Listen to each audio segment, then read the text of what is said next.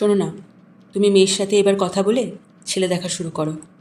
বয়স যে পেরিয়ে যাচ্ছে, এখন 25, ছেলে দেখে বিয়ে দিতেও তো আরও 1 বছর লাগবে।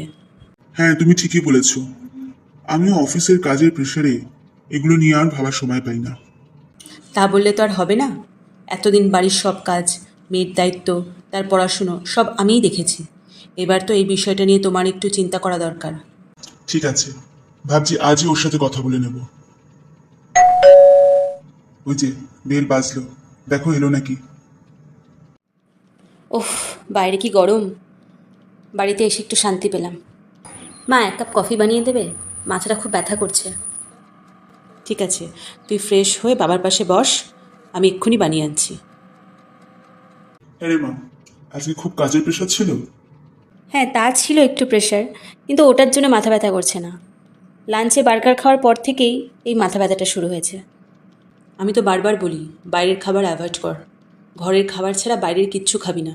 দেখ গিয়ে, ওই কতদিনের পুরনো ছিল সেই বার্গার।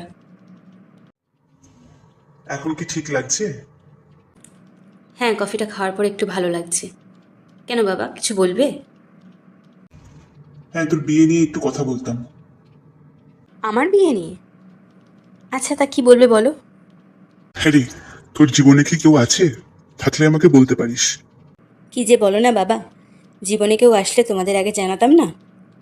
তাহলে এই সানডেতে পেপারে একটা অ্যাড দি, আর ভালো একটা ম্যাট্রিমনি সাইট খোঁজ, তাতে তোর নামটা রেজিস্ট্রেশন করে দেবো। তা তুমি দিতেই পারো, তবে আমি কিন্তু আরও 1 বছর পর বিয়ে করব। কেন রে, হঠাৎ এ কথা বলছিস কেন? বাবা, এখন একটা বিয়েতে যে পরিমাণ খরচা হয়, সেটা আমার পক্ষে এই মুহূর্তে অ্যারেঞ্জ করা সম্ভব নয়। দুর্বোকামি, তুই এই সমস্ত নিয়ে কেন ভাবছিস? আমি তো সারা জীবন ধরে একটু একটু করে জমিয়েছি এই দিনটার জন্য। না বাবা, আমি চাই আমি আমার বিয়ের খরচার 60 to 70% তোমার হাতে তুলে দেবো। এটা আমার ইচ্ছে, আর তার জন্যই আরও 1 বছর সময় চেয়েছি। কিন্তু মা, তোর বয়সটা তো বেড়ে যাচ্ছে। মা, স্যাক্রিফাইস কী জিনিস সেটা তোমাকে দেখে শিখেছি। সবাই বলে বিয়ের পরে দুটি বাবা মা হয়ে যায়, কিন্তু এটা কি আদৌ সত্যি?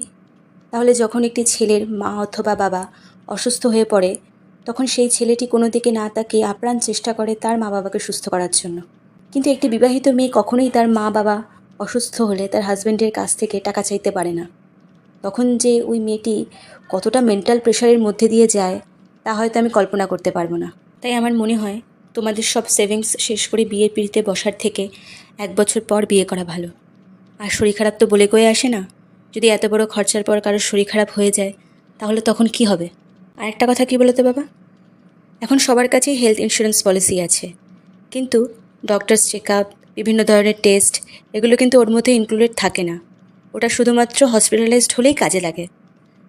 তাই আমি একটা জিনিস ভেবে রেখেছি, যে আমার স্যালারি থেকে এবং আমার হাজব্যান্ডের স্যালারি থেকে 20% করে একটা সেপারেট অ্যাকাউন্টে আমরা সেভ করব। তারপর যখন যেভাবে প্রয়োজন হবে, দুটো ফ্যামিলির জন্য আমরা স্পেন্ড করব। তোর কথা শুনে আজ মনটা খুব হালকা লাগছে। এরকমই তো চিন্তা ভাবনা দরকার এখনকার দিনের মেয়েদের। আমি ঈশ্বরের কাছে প্রার্থনা করি তোর হাজব্যান্ড যেন তোর মনের সব কথা বোঝে।